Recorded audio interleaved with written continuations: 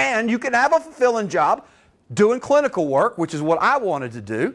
Helping people out is basically what clinical work is, at a bachelor's level in psychology, but it doesn't pay a lot, relatively speaking. So you have to be willing to work really hard, because it's going to be high stress, and not get paid a ton of money. But these are the most popular jobs taken from 2011, 2012 pay scale, college salary report from payscale.com. Mental health technician. And so you can see, the most popular means these are the people, that's where most people are. And these are the pay levels, $30,000 on average. Mental health worker, there's not a whole lot of difference. Mental health counselor, there's some difference. Mental health case manager, resident youth counselor, substance abuse counselor, clinical research assistant, case manager for social services, clinical research coordinator, child, family, or school social worker. They may not pay a ton of money, but some of them pay pretty well, and most of them are pretty fulfilling jobs. So that's the freedom part. By getting the higher education, you get the freedom to do things you like. And as they like to say, or at least as I like to say, if you love what you do for a living, you never work a day in your life. You get to do your job. You don't have to do your job, and that's a blessing. There are exciting areas in psychology other than clinical, but clinical is the dominant subfield. 37% of working psychologists are clinical. Counseling and developmental psychology, the next major areas of employment. But as we'll see, there are a lot of other areas, but these areas up here take higher levels of education to get into, for you to even specialize in those kinds of jobs. So what kinds of things do we do? Well, behavioral neuroscience, child psych, cognitive, community, cross-cultural, developmental, environmental, experimental, forensic, health, industrial, organizational, personality, psych of women, school, education, social psychology, sports psychology, quantitative psychology. If there's people doing it, there's probably a psychology of it, which is one of the beautiful things about psychology. If you're willing to go to the next level of training, you can probably find a job that you find fascinating, because you can tailor it to what you're already interested in. And you can do work in research, which would be grant and report writing, marketing research, product research analyst, research assistant, statistical assistant, because as a psychology major, you're going to have some background in statistics, right? And research methods, which most people don't get as a part of their general bachelor's training. And there are areas outside of psychology in which a bachelor's degree in psychology would be relevant. So you could do career planning outside psychology. So it's all about how you market yourself in your degree. The person who was a bank teller could have marketed herself as being very good with management capabilities. Obviously, she didn't have a lot of people skills in that particular instance, but if she had thought about it more deeply, she could have actually said, hey, I've got a background, not that she was psychology, but let's say she was. I got a background in psychology, and actually that tailors me to be really good at management, because I understand people and I understand organizations and I understand research and finding out how to implement interventions systematically in order to improve both employee morale and customer satisfaction. What business don't want that, right?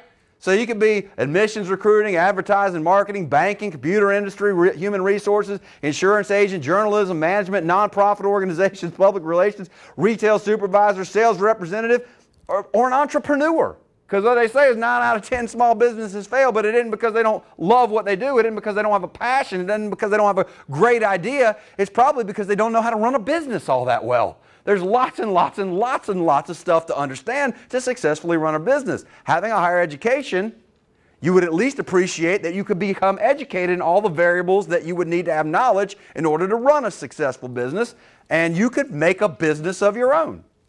You don't even need a bachelor's degree to do it. But it could also set you up to go down further higher education, down other career paths like being a dentist or going into education at any level from preschool to higher education. There are early childhood development psychologists, right? That they understand how children develop better than anybody else. It's what they do. They have a lot of knowledge in a small area. Lawyer, medical doctor, any specialty, nurse, nurse practitioner, physician's assistant, physical occupational therapist, pharmacy, political science, public health, on and on and on. You just got to make sure you have the prereqs to get in there and that you do the required entrance exams. For us, to get into psychology, we're talking about the GRE. For medical, it's MCAT. For lawyers, it's the LSAT. So you start envisioning a career for yourself. Psychology turns out to be a great underpinning in terms of major, but you got to think forward as to what are you going to need to do to prop yourself up. So those with a bachelor's degree in psychology are employed in the public and private sectors, and so there's a lot of opportunities. As we'll see, there's growth in our field. But I made a meme. One does not simply get a bachelor's degree and have unlimited freedom and make unlimited cash. You're just not going to walk out the door and have an employer go, "Ooh, you went to college? What did you find out?" Right? They're going to say, "Great. You have the qualifications to apply for the job. Come in for a personal interview. If we hire you, here's the policies and procedure manual. Learn it, do it." And you'll have to distinguish yourself by your performance. So it turns out that psychology per se, which is the area we're entering into, pays better with a graduate degree.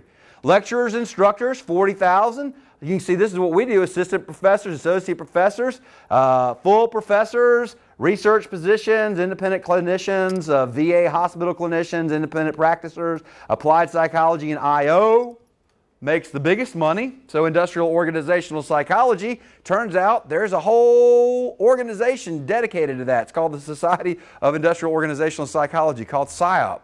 You go, what is that? Find out. We'll talk about doing your homework in a minute, because there's some opportunities the higher up you go.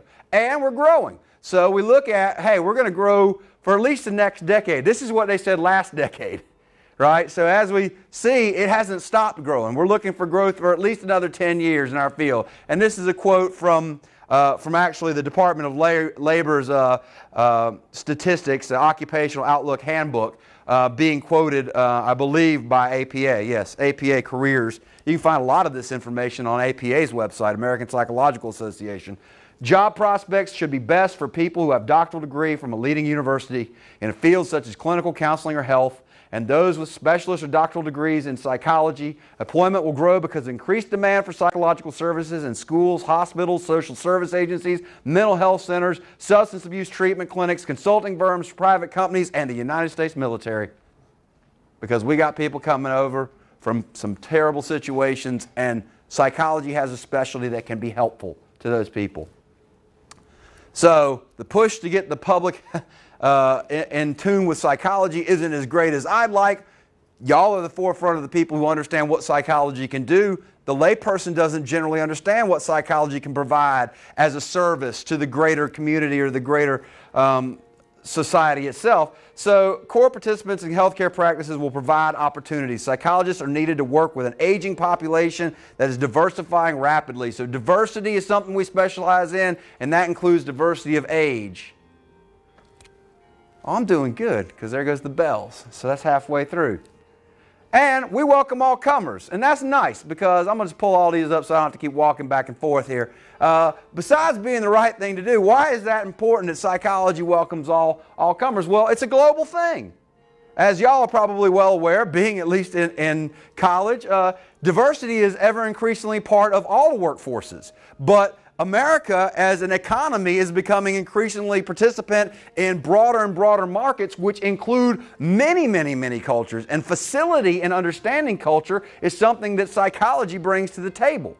Fluid diversity offers advantages to organizations because differing perspectives enhance creativity and understanding of existing or potential markets and products. So a diverse perspective helps companies adapt to ever-changing circumstances, unless they don't know what they're doing, which is far more often the case than it should be.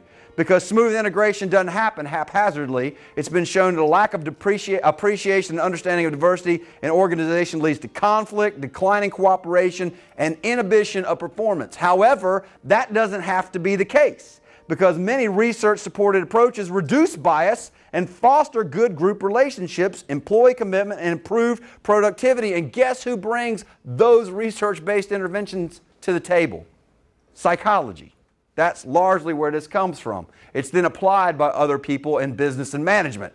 So the overall move toward understanding and embracing diversity is relatively recent, unfortunately, and it ain't even near completely fair yet, because we can look at numbers from 1963 up to 2008, and right off the bat you can see that female earnings in red have always remained roughly parallel subordinate to male earnings in blue. That's a pretty big gap, and it's pretty consistent. Is it closing? Yeah. Is it closing rapidly? No. So let's not be silly about that. After taking into account things like taking off time for childbirth or being a parent who has to also balance child care with work responsibilities, when you take all the things into account, there are still some very serious discrepancies in pay across all kinds of groups. So we look at total, men in blue and red is women, and we got 798, and this is weekly earnings, pay gap, 798 versus 638 for men and women overall. In the white group, it's this. In black or African American, it's a little less dramatic, but still significantly present. Asian, pretty big drop, and Hispanic and Latino cultures, also the same. So you can see that women across cultures don't get paid as well as men. Is that fair? Hell no. It ain't even close to fair. But it takes an educated populace to understand the trends to actually lobby for changes that would have to happen at high levels in both policy making for the country or the state, but also in organizations that actually do the paying and the compensating. And so people who are educated are better prepared to make this go away, as it should. And so psychology, nicely, is on the forefront of this. As it turns out, you can see some pretty dramatic increases with 1971 being in blue and 2002 being in red, that working women with PhDs went from 20% up to 47.9%. So working PhD graduates was 80% male in 71, and now it's only 52.1% male in 2002. It's changed since then, believe me. It's much different now. Women undergraduates, went from 46% in 71 to 77.5%. That's why there's so many women in this class today. Turns out men are being edged out of higher education, which is to their disadvantage. And that gets into broader societal issues about how we educate people, how we prepare them to see their future, and how we set them up to see themselves as potentials for success or failure in the realms of academia. But clearly it's changing, but it hasn't changed completely because we still have people who have their jobs. So we had white students made up 88% of all undergraduates in 76, and that number had dropped to 75% by 2002, and we've been 10 years since then. So the numbers keep changing because women and minorities are valued in psychology. Getting into graduate school in psychology is not easy, but it is way easier if you plan ahead, and I did not. I did everything kind of backwards. My hard work paid off in the end, but if you plan ahead, you can pretty much set yourself up for success. I got a three-part formula. That's my formula, but I think most people would agree with it. GPA. What about it? Do as well as you can do. Not everybody comes into school with a vision for themselves, and they don't always do well in their first year. Many people don't do well in their first year, and it's because they've been told over and over, go to school, go to school, to go to school, and they hear it in their head, but they don't have it in their heart. And I would say people should walk away from school if they find that's the situation. If they're failing their classes or getting D's regularly, then probably they don't have the true motivation to be there, which is okay. It's probably even normal. Just walk away from it. Go get some life experience until you can't stand it out there no more. All right? Wait tables and pay the rent and all the bills, and then come back when you're ready. We're still going to be here. It'll cost a little more because tuition rises faster than inflation. But it'll be here, but you'll be prepared for it when you want it for yourself and not because you just heard that's the thing you're supposed to do. So when you do come back, if you got D's and F's, replace them with A's. Go back and take those classes again. But don't take them again unless you're going to do better. All right? You should have already had this talk with yourself about whether you're really ready to do this. And if you're really ready to do it, going back to classes that you didn't like the first time, taking them again and doing well in them can replace grades. Now you got to make sure it's within the institution and that you have the numbers lined up and all of that stuff, but that's the thing to do if you can do it. And then look at later and specific performance. When you're pitching yourself to a graduate school, your last 60 hours is oftentimes a much better performance than your first 60 hours, which you're free to highlight. Right? Which shows what? Maturity and development of vision for one's career, right? I finally got why I'm here. It clicked. Now I'm putting myself all in, and I got evidence to show the change. and it's in my GPA, which has increased in the last 60 hours. Also, within your major, do you do really well in the psych classes that you're taking versus the other classes? Because that's another way to highlight your abilities. Then you got the GRE, Graduate Record Exam, which is intimidating. It intimidated me. I didn't really know what it was. I studied really, really, really hard for the psychology subject test. And I thought, well, naively, if I'm going into graduate school in psychology, the people who are admitting me should probably care a lot about how much I know about psychology. So I put tons of time into studying and I got 80th percentile.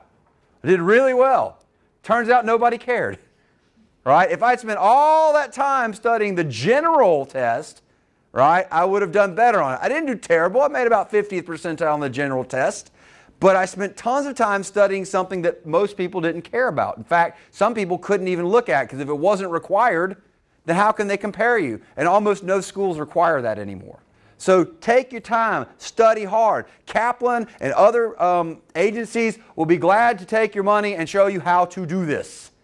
I don't think that they're going to show you anything that you can't read for yourself. However, if you pay somebody $1,000, what do we know about cognitive dissonance?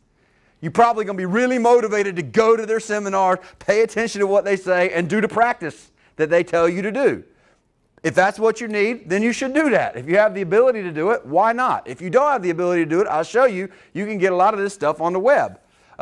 Take it no later than the fall prior to your expected admission. You're going to start applying for programs next fall, this fall.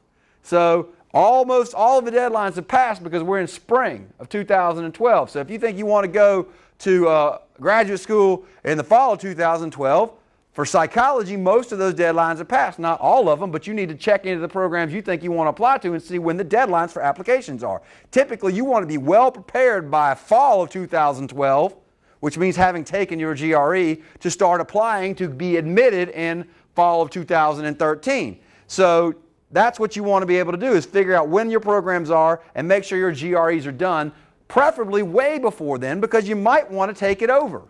And I have another slide that I don't have with me that shows quite clearly that this is not an IQ test. This is a gameable test. And the slide that I wish I put on there but didn't think to do it shows that one person's score going up from, I think it was 900 something to 10 something, and now they're on a different scale altogether, but they went up substantially from one administration to the next administration in a 5-month span, and then came back 2 months later and went into the 1200s. So they went from the 900s to the 1200s in 7 months, not by magically becoming smarter, right? But by working really, really, really hard on what they're going to test you on. And if you work really hard on that, it should alleviate any anxiety. I say study it like you're going to die if you don't do well on this test, to motivate yourself to do the studying. Because if you're intimidated by it, you're going to put it off, and you're going to put it off, and you're not really commit to it, and then you're going to go in and freak out. But if you put all your time on the front end, then you should be able to walk in and take all the pressure off by going, you know what? Do your test anxiety reduction methods, which is a whole nother video, right? But then relax, because you can take this thing as many times as you want to. It costs money to take it, but take the pressure off. You could do it as a dry run, but if you want to take it again, you can take it again. Yes? About how much money does it cost? I don't recall. Anybody taking it recently? It's like $200. $160. But keep in mind always, it sounds like a lot of money. It is a lot of money. However, if you make an extra $2.5 million in your lifetime because you spent $160 twice, that's a good investment, right? So you got to keep it in perspective. It's easy to go, gosh, it costs so much to go to school. It does. But look what you get in the end. And then the third thing is research, volunteer, leadership, experience, references, everything else. These are the number one and number two thing they're going to look at when evaluating your application. If they don't know you from anybody, they're not going to bother reading tons of your reference letters and your statements of purpose and letters of intent and all that stuff if your GPA is below their cutoff or if your GRE is below their cutoff. You got to stay above the cutoff in order to be considered. Once you're in the pool to be considered, then all of this other stuff is going to matter, because that's going to distinguish you. Because it turns out that everybody's in the pool has a good GPA, right? That's how they got in the pool. Everybody's in the pool has got a good GRE. That's how they got in the pool. Now how are you going to distinguish yourself? You better look at all of these other variables, and in fact, that's what we're going to do. Look at all of these other variables. So, join and be active in organizations. Our department's got Psychology, International Honor Society in Psychology. It's got a GPA requirement, but as soon as you reach it, join it. It goes on to your VITA, which we'll talk about. The VITA is actually another talk that we're going to do later in the semester. I forget when it is. I don't know if anybody out here knows it, but if you can look it up and tell me, I'll put it on the board. But in any event, you can change your GPA, get it up, and then join this honor society, which I'll talk a little more about in a minute. Psychology Club, however, is open to everybody. Anybody who's just got an interest in Psychology Club, you can just join it. Well, that's a good thing to do. Join it and become active in it. Most people join these things and they never show up again. They join it, they put it on their VITA, which is a fancy word for an extended resume, and they're done.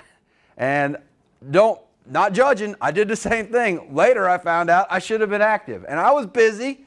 Everybody's busy. I get that.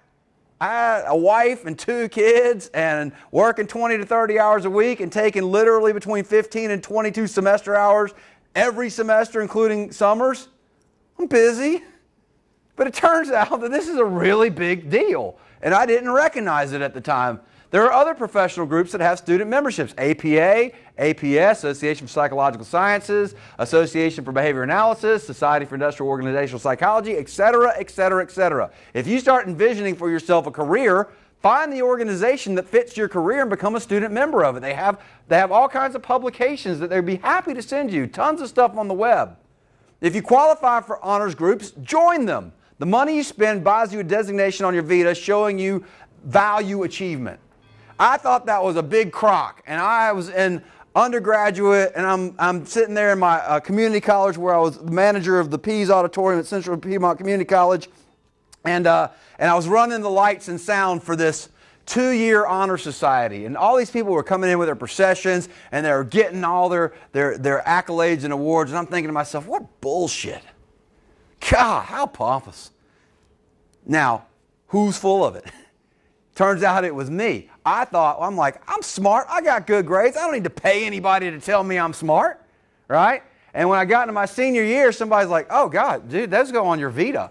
They distinguish you in a lot of ways because those memberships are actually meaningful to the people who evaluate you. And I'm like, oh! And I joined 4 immediately. I was always qualified for them. I was Golden Key, Psi Chi, Phi Sigma Tau, and one more. I don't stay active in them, obviously, but it was a step towards something. And I didn't recognize until later when I joined the Governmental Association of Graduate Students at Appalachian State University, and they did the same thing again at Virginia Tech, that these groups actually provide you lots of experience, lots of opportunity to grasp some pretty important principles. And as I'll say with the Psi Chi thing, it was interesting because when I came to interview here, Otto Zinzer was a faculty member, and he was the faculty advisor of Psi Chi, which I am now. I took it over from him. And he and I were sitting in his office, and I had noticed on the website, because I did my homework before I came to my interview, that he was the faculty advisor. I said, hey, I noticed you're a faculty advisor of Psi Chi. He's like, that's right. I said, I'm a member of Psi Chi. He goes, I know. You know? He actually read my VITA, and that meant something to him. And I didn't realize at the undergraduate level what that meant. So there I was denigrating something I had no knowledge of, which is typically what humans do. If you don't know about something, put it down. If you want to do clinical work, find opportunities in the community to volunteer helping people.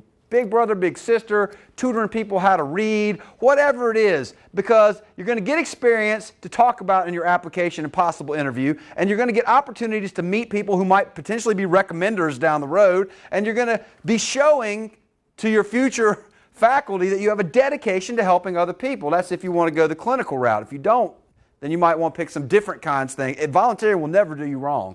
Volunteering is good, period, whether you go on in school or not. If you're in a sorority or fraternity or any other student group, become a leader.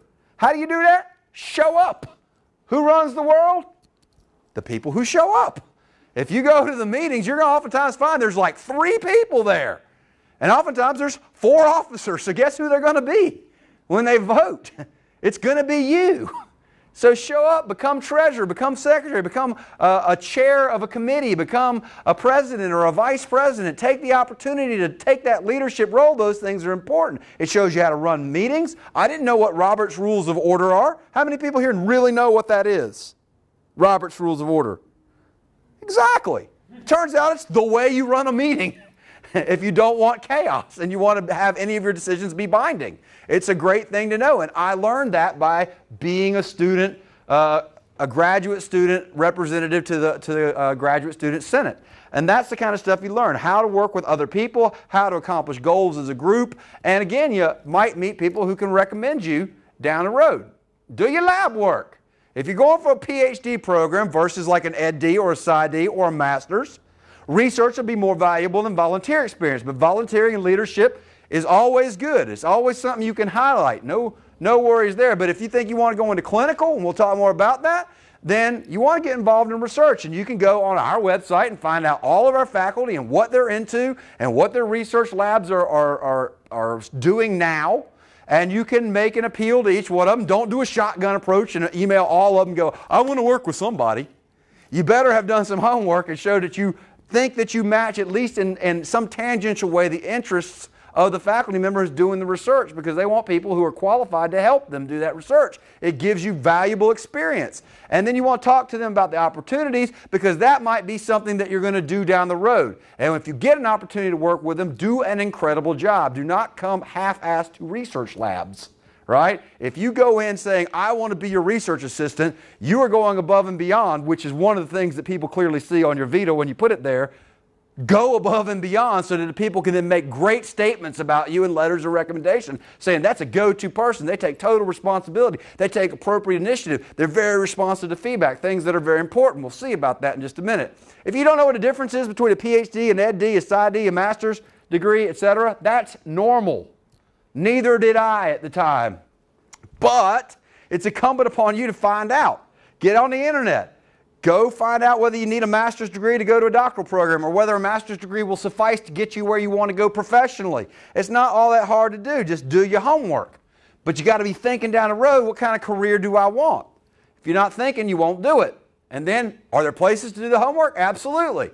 You can find all about programs in this little book right here, Graduate Study in Psychology. Find out which programs you want to apply to, and then have good reasons for picking them, because you're going to include that in your statement of purpose.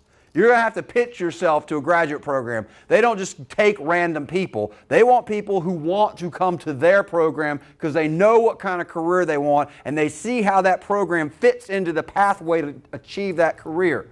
There are lots of resources. Our department's got a set of links called Links on our department website. Click on it. APA has got more than you can shake sticks at. You go on Amazon.com and you can find Graduate Study in Psychology. You can find last year's version, because it turns out there are not tons of new programs every year, and tons of programs don't go out of existence every year. So if you get last year's version, I think I saw a copy for $1.83 on Amazon.com. This year's version, 2012, is like 18 or 19 bucks. But it's got all the information you could ever need to know about every kind of program that's a graduate program in psychology. It's a totally worthwhile investment. Get that book and sit down with it for a long time and figure out what kinds of things you're interested in. Turns out all the GRE prep materials you could ever want or need are also on Amazon.com. All these online retailers have used copies for relatively cheap. You can go down to Mr. K's used bookstore and find this. You can go down to Barnes & Nobles and find new copies. Go get resources and immerse yourself in these resources. So Google stuff. You know, I don't know what a PsyD is. Google PsyD. What is PsyD? Guess what? There'll probably be a wiki page on it, and it'll tell you exactly what a PsyD is. And so you will now know what one is. And you go, oh, I didn't know that. Well, neither did I back in the day. You have to learn these things, and then talk to faculty and others in the field about which kind of programs they were into and what they think. Then contact faculties in programs to which you want to apply. This is something people just don't know to do. When you apply to a program, they want to see that you know what their faculty do, especially if it's a research program, because if I research a particular field, I don't want you to come in going, oh, I don't want to research that. I want people who want to do what I do, right? That's who I'm going to have in my laboratory. If you would have taken the time to email me or taken the time to check me out on the web, look on PsycInfo, see what my most recent publications were. I'm not saying you should for me because you probably won't be interested in my area of research. But that's the thing is, like, maybe there's 10 faculty at a program. They're not all doing something you want to do. Find out which ones do something you want to do. Find 2 or 3 of them. Look them up, see what they've been doing lately because their websites may not have been updated. And then email them with an inquiry going, I'd like to apply to your program next fall for admission for next fall. I'm anticipating graduation, and you can talk about your GPA and your qualifications, but I'm wondering if you're taking students. Because they're going to tell you whether or not you are a good fit. If they look at your Vita or your resume, or you have some kind of conversation with them, they might be going on sabbatical next year. And you may not even know what that is. I didn't. It means they're taking a time off of official duties, which means they're not taking on students to write a book or take a trip or collect data or do something else. And so that means they're not taking a student this year. So if you write saying, I really want to work with so-and-so, and they go, oh, well, I'm not going to be here next year, that's not going to look that good. If you emailed them, you'll go, well, I realize so-and-so is taking a sabbatical next year, but I'm hoping to gain admission anyway because I would like to work with them when they come back. All right? You might find somebody's retired. You might find that they don't have funds for a GA or things of that nature, et cetera, et cetera. Demonstrate commitment and be realistic. The more programs you apply to, the better your chances are of getting in. Up to a point, around 15 or 20 programs. It's an asymptotic thing. If you don't qualify to get into 20 programs, a 21st application is probably not going to be your magic ticket, right? But I applied to 3, and I had no clue what I was doing. One of them was Duke.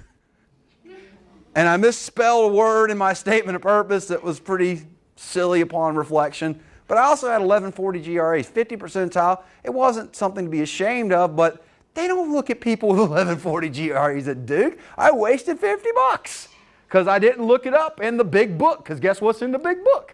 It tells you what the average GREs are to people who get in, the average are people who apply and all that kind of stuff. And then I applied to 2 other places, one of which was where I got my degree. I didn't recognize that people are not usually taken into the institution that gives them their bachelor's degree. They like to go further afield. They like to push you to go further afield. And I just didn't get in. I didn't have any kind of strategy whatsoever, so I had to take a job working $8 an hour with my associates, my Bachelor of Arts and my Bachelor of Science, but the $8 an hour was working in mental health, and I worked with master's level therapists, and they taught me what I'm showing you now, which is to create a strategy to apply to graduate schools. And then I got in the next year because I had the GPA and I had a decent GRE. Many people don't want to leave their home area to get further education. I sure didn't. Born, bred, probably be dead is what I thought about where I came from, right? But it turns out I didn't get in. So guess what? You want a higher education? Go. Get up and go. It's not something that's easy to do. I had to move my daughter, who was in junior high the first time and was in high school the second time. You want to move a daughter in high school? No, you don't. But I did. And I had to tell her, honey, I love you, but this is the time. The iron is hot. We got to strike. I got to go to the next level to get my doctoral degree. We're leaving. I'm sorry. But this is going to benefit all of us if I get a higher level of education. And ultimately, the man she married was in the next town. So she never would have met him if we didn't go. So oftentimes things we think we could never do turn out to be wonderful things in retrospect. But you got to take the risk and go. Well, it turns out getting into programs, clinical psychology master's programs, these are acceptance rates. And this is from Eye on Psychi, which is a publication put out by Psychi. If you can join it, you get this, and this is a beautiful thing. Master's level is what I did. I went and got my master's at Appalachian State University, and I got a 4.0. So then I got a good GPA undergrad, I got a good GPA at graduate school, and I still got my solid GRE score. Plus I got lots of research experience, and I made some connections in my program, and that helped me get connected to people at Virginia Tech. I applied to a broad array of schools when I got my master's, and then I got in. But you can see that these numbers varied widely, and you're more likely to get in the master's level than you are at the doctorate level. So you wonder, well, is that a good strategy? Should I get my master's first and then go on to the doctoral level? Or should I try to get into a doctoral program first, which means you're going to get your master's degree. You don't bypass it. It just means when they admit you, they assume you're going to get your master's degree and stay and complete the doctorate, right? And that's quite the investment in you. And so master's level clinicals, 37%, cognitive 40%, community 61%, counseling 63%, educational 57%, developmental 44%. You see that those numbers are pretty big. Quantitative psych, 78%. Why? Very few people are applying. Y'all love stats? If you do love stats, you can go to grad school because they want you. There are not that many spots, but there's not that many people applying, and that gets into a competition issue. When you go to the doctoral level, you'll see that the competition for clinical becomes super stiff. So that if you want to get a freestanding PsyD, again, look them up, that's a much more practice-oriented degree. It's much less research emphasis on it. About 50% of people get into it, but you're going to pay through the nose to go. You're going to pay a premium. It's a professional school. You're going to walk away, if you don't have lots of money to begin with a lot of debt. They're not going to give you tuition waivers or anything like that. You're going to pay them to go. So about 50% of people who apply, which are people who are typically qualified, get in. But you go to a university-based PsyD program, it goes down to 35%. You go to a practice-oriented PhD program, it's 16%. Equal emphasis practice and research, 14%, and research-oriented PhD at 7%. Can you get here? Absolutely. You have to look at that now, though. You have to set yourself up for that now. And you can see that the research-oriented PhD provides the most financial support. 89% of them provide a tuition waiver. They pay your tuition. And some kind of assistantship, meaning they pay you money to do a job in the department, which means you apprentice for money. It ain't a ton of money. You ain't going to get rich, right? But you're not going to have nearly as much debt if you can get in here versus here. But both will take you to a doctorate, and both doctorates pay. Don't get me wrong. It's just different orientations. And I recognize it's 5, so I'll be quick. Transcripts. Request them to be mailed to your graduate programs. Give names, addresses, and fees to your registrar office way ahead of time. Give them time to do their job, because without a transcript, they're not even going to process your application. Letters of intent and statements of purpose. There's several things to be aware of. Do spell check and grammar check. I said I wanted to become more acquainted with this field of psychology when I wrote to Duke, and I did a spell check, and I accepted all the changes it suggested. And when that one was being suggested a change, and I just accepted it without scrutinizing it, it said, eventually, I love to become more antiquated with this area of psychology, which is wrong and not what you want to write to a graduate program, right? So grammar check yourself. Don't just accept changes. Read it, reread it. Have some of your people read it. Give you notes on it, right? See if it makes sense. Highlight your fit and your accomplishments from doing your homework. How do you fit this program? Don't be too revealing about personal issues. That was something else I did in my first round. When I was a young man, I was rather aggressive. And then I had become a pacifist as a person in my early mid-20s. And I thought, well, gosh, if aggression is a trait and I have chosen to be a pacifist and I'm committed to it and I can actually demonstrate that it's a solid commitment, how does one choose not to have a trait? So I'm very interested in researching that. Wrong, wrong, wrong, wrong. Didn't get in, and I went and talked to one of my mentors at the program where I was named Outstanding Senior of the Year, wondering why they didn't take me. And he's like, yeah, you said you wrote this thing about being aggressive. I said, yeah, younger. I grew up with like 5 brothers, you know, all this other stuff. He's like, yeah, I know. I pitched for you. But about 8 years ago, we had this graduate student. He didn't get the grade he wanted, and he threatened one of the faculty members here. And I'm like, but psychologists should be above biases, right? No, they're human beings. Just because a doctor knows about viruses doesn't mean they don't get infected by viruses. Just because psychologists know about biases do not mean they are not affected by biases. And that's what happened. So the next time around, I wrote, aggression is a terrible problem in our society, and I would love to do research and clinical work to help ameliorate the problem. Much better, much better. Once you get in, then you can reveal about yourself, but don't reveal big glaring things that somebody might go, do you not have any boundaries? Do you not realize that we don't know you? And that's not usually what people say upon not meeting somebody, right? So do explain problems with GPA. Highlight that you went back and replaced D's and F's because you see a vision for yourself now for how you want to go on to the next level. Letters of recommendation and letters of reference, they oftentimes come with forms. Get permission from professors or individuals who you'd like to write you a letter of recommendation. Ask them something like, would you be comfortable writing me a positive letter of recommendation? And if they go, sure, then go thank you and don't go back. Right? If they go, yeah, no problem at all, that's who you want to write your letter of recommendation. That's going to be based on what you've done to that point. Doctors are preferred, but only because they've been there and done that. It's not because they're better people, but they've been through graduate school who are better qualified to comment on whether you have what it takes to go through graduate school than somebody who's been through graduate school. So if you can get them, get them. But people are like, well, gosh, I worked at Walmart for 5 years. Is that relevant? Well, of course it's relevant. You worked the same job for 5 years? Do you have a supervisor who glows about you? Absolutely. Well, get them to write you a letter of reference. There's nothing wrong with that, but the idea is to match where you're going with who's writing your letter of recommendation. So this is from the ETSU recommendation form. Recommenders have to evaluate you. How will they know you? What will they say about you? Are you comfortable not knowing what they're going to say about you because they're going to ask you to sign a statement that says you can't look at this ever? Because if they know you can look at it, and they know that your letter writer knows you can look at it, what's the letter writer going to do?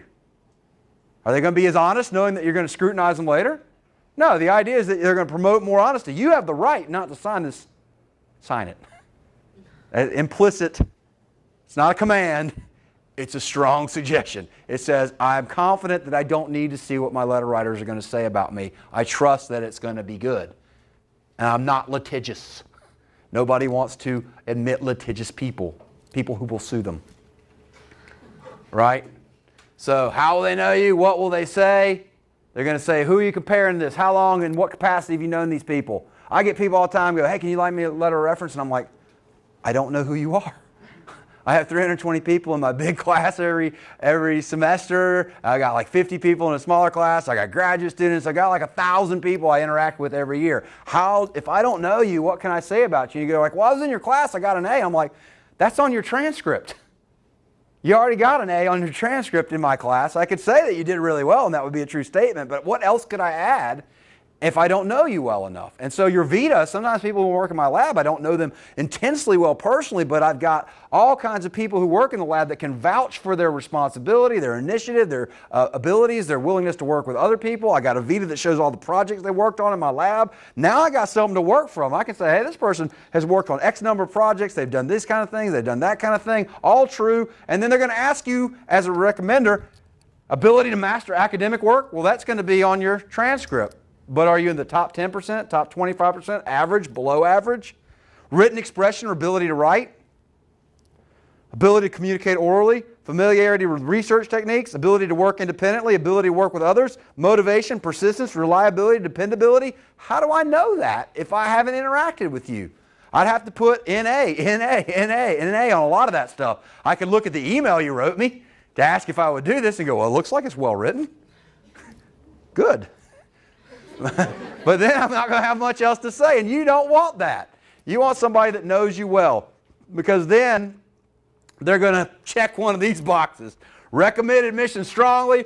Recommend admission. Recommend admission with some reservations. I'm not recommending them. You don't want any of these latter three, right? This one's okay. If the person's being honest, they might say, hey, from what I know, I recommend them, but I don't know them so well that I recommend them strongly. But the latter two you definitely don't want. And then they're going to ask you to write a letter to support it, and then I got to sign it and date it and attest to that being what I believe is my honest evaluation of a person. So keep that in mind.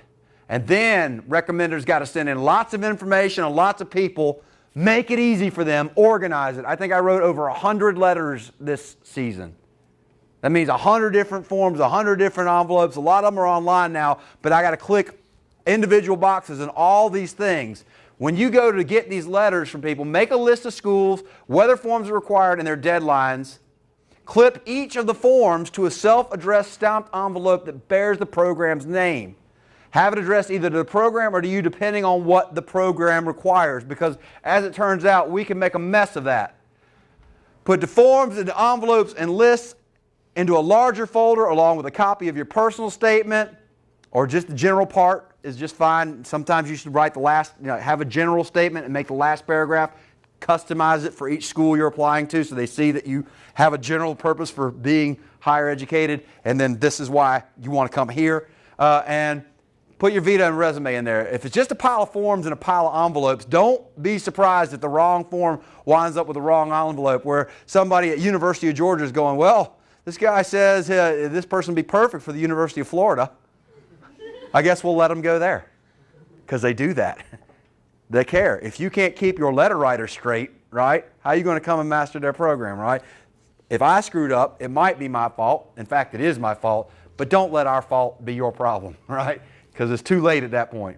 Give this packet to your recommender at least 2 weeks before the first deadline. And if you're going to do other programs that you find later, try to assemble them all and put them into a packet by themselves. Don't hand out a single letter every time you find a program to apply, because I don't sit down and do it every time somebody does something like that. I make a stack of them. I got a sticky note that says when the first deadline is, and then I sit down, and it takes hours and hours and hours to do all of this stuff. Anything you could do to make that job easier for me is greatly appreciated, and it benefits you because I'm less likely to screw it up. If you may be offered an in-person interview. If you are, go and be on your best professional behavior at all times. Be prepared to incur travel costs. Inquire about local lodging. That may mean you get to stay with a local grad student. So we got grad students, we'll let prospective grad students come in and stay with them. But keep in mind, they get to say something about whether you come or not. So pick up your socks when you stay at their house, right? Be a gentle person at all times, because everybody in this program is deciding whether or not they want to spend the next 4 years with you, right? And they're going to make that on all available information. So from all your contacts, all your email, all your interactions with staff, all your interactions with students, all your interactions with faculty, these are professional interactions. Be professional. Be understanding of timing of interviews and how that may conflict with other interviews. You may get more than one interview offer. Realize you're screening the program as much as they're screening you. You're going to spend 2 to 4 years there. You better like it. You better go and check out the place and see if you could stand to live in Saskatchewan, right? Or if you could stand the heat of Boca Raton, right? You got to figure out what you want, and whether it's geographically and professionally suited to your needs. Make sure that the person you think you're going to work with isn't a giant asshole, because you're going to have to spend a lot of time with them for a long time. Go having done your homework on the program, on the university, on the faculty, on the town. Go prepared not to ask questions, and then ask some questions. Ask good questions that you thought about before, and ask of the faculty, the staff, the student. It's okay to ask different people the same question, because guess what? You may get different answers, right? And that's important information. So you want to see what converges and what diverges in terms of your understanding. And if you can't go, request a phone interview, so you can at least talk to the people who are making a decision about whether or not you get in. If you get an offer, tell them whether you're waiting on other interviews. If you are, find out what the deadline is for acceptance. Inquire about conditions of the offer, whether they're negotiable. Sometimes they are and sometimes they aren't, but be very deferential and respectful when you do that. Don't go, well, can I get more money?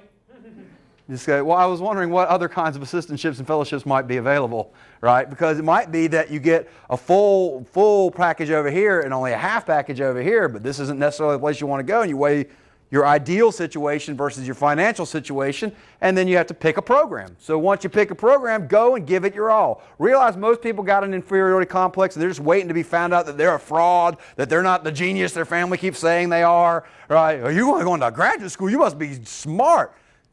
Enough desire, effort, and persistence, so you can do pretty much anything, right? You don't have to be a genius to go to grad school, but you have to lay the foundation to be able to go to grad school, and you got to stay with some tough work long enough. But keep in mind that they picked you because they know you have what it takes, right? That's why they picked you. Use that as a confidence booster, and they're supposed to challenge you, but also support you, and that's what you're looking for in a program. And then once you're there, start your career planning on arrival. And that'll do us for today. You're welcome to stay around and ask questions if you want to, but I don't want to make anybody stay longer than they have already. I appreciate it. I'll get in this list later, and y'all have a wonderful day. If you want to talk, stay around. So you don't have to map your undergraduate research experience directly onto what you want to do for graduate. Having any research experience at all as an undergraduate is unusual and cool. So it doesn't have to be like, oh, I'm going to be a neuroscientist, therefore I have to work in neuroscience as an undergrad. Any lab will give you basic research experience, and that's going to be appreciated by any potential graduate faculty in the future. But if you go, hey, well, that lab's full, this is the next closest thing to my natural interest, check into that lab.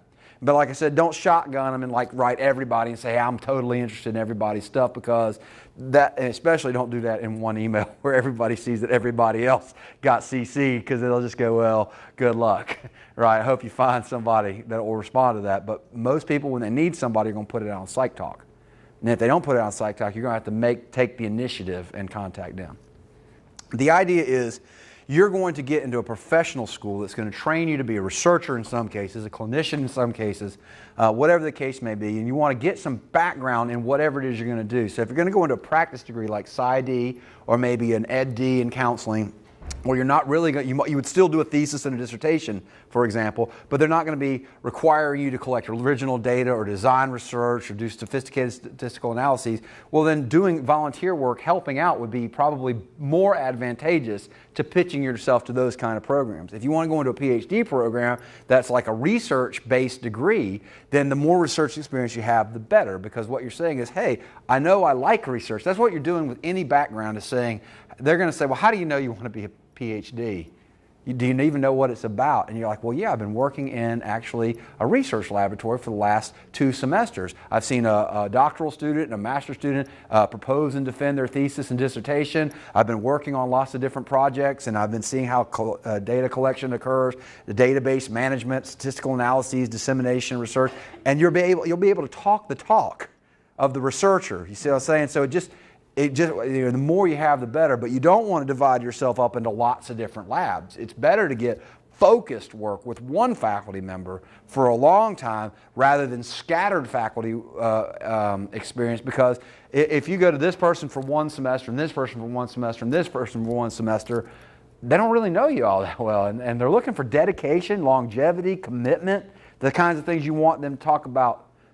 For the exceptional student, they might go and work in 2 labs at once. So I have a couple students actually in my history where they worked really hard in my lab, but then they developed an interest in somebody else's lab, and I'm a person who's like, absolutely, have at it. Go work with somebody else, but don't divide your time such that you start doing a bad job in the previous lab. Either make a clean break from it and say, thank you for your time. I hope you would be willing to write me a letter of recommendation. I'm going to try to get some experience over here. Or I'd like to keep working in your lab as a volunteer at reduced hours because I'm going to commit more time to this lab. But you got to keep in mind that you want to do a great job no matter where you are. And so if you got a real work job or kids or family or relationships or classes or whatever, you got to work all of this into your day. So you want to be careful about it. Consistency, exactly. Consistency, that everybody knew what you were doing. In fact, you'd want some guidance. It's like, because if you do it without other people knowing, and I go, hey, so-and-so is working in my lab, and somebody goes, they're working in mine too. And somebody goes, hey, they're working in my lab too. And we didn't even know you were in the, a little bit. You'd like to think people would be above that, but the fact is we all have egos, and it's like if it's my research and I got my assistants working on my research, I want to think they're dedicated to my stuff. Now, for me personally, I don't mind people getting broad experience, but I also guide them. Yeah, I guide them and just say, be careful not to spread yourself too thin. Make sure that when you leave on good terms. Or if you stay, that you make sure you dedicate sufficient time to keep your reputation intact. And that when you take on a new laboratory, for example, that you give the same level of commitment and dedication to them so that they can say the same great things about you. But as long as, it's not going to be detrimental to me to forge multiple Not at the not at the undergraduate level, I don't think. Now, you can't make a categorical statement that it's good or it's bad, but what you're trying to do is pitch a case that you're ready for grad school. And if you can make the case that you sought out these because they strategically made sense for you to get experience in these realms, then that's showing initiative, it's showing thoughtfulness and planning, right? If you just go from lab to lab to lab and there's no consistency and you can't unify it in terms of a theme or a rationale, then it looks like you're scattered and you don't know what you're really doing. You're just kind of like taking random shots at stuff and hoping it'll stick, which may be the case, but you don't want to convey. I'm not saying for you, but for people, literally, you don't really know what's going to, really become your passion until you try something. And so you try it, it may not stick. And you might, at the graduate level, then it has higher and higher consequences for leaving a laboratory. But it's better to leave early if it's definitely not your thing. Not you personally. No, I'm talking in greater generality here. And because this is going to happen with a lot of people. They'll go to grad school and they'll get hooked up with a mentor and they think, well, this is the stuff. And then they meet other faculty and they see other students and they see other programs of research and they go, well, that's actually more in line with what I'd like to do for a career. And at this point, you got to be really careful, really politically adept and diplomatic and make a transition, because if you spend 4 years doing something you're not going to love, it's a lot of wasted time when you could have moved early. But when you move, it's typically a permanent move. But undergrad, you have more fluidity because there's not as many consequences. But when you're at the graduate level, when you make those moves, they better be very strategic. But you could also bridge labs, which is very cool. If you can make intradisciplinary connections, right, between different faculty members where you're helping them come together and do something unique that they wouldn't have been able to do without a good graduate student who saw how both of the purposes of these labs could be united on a project, that's something everybody could appreciate, as long as they have an orientation towards working with others well. And not everybody does. So some people are very invested in their stuff, in which case you just have to respond to that because that's the way it is for them. No? All right. Well, thank y'all for coming.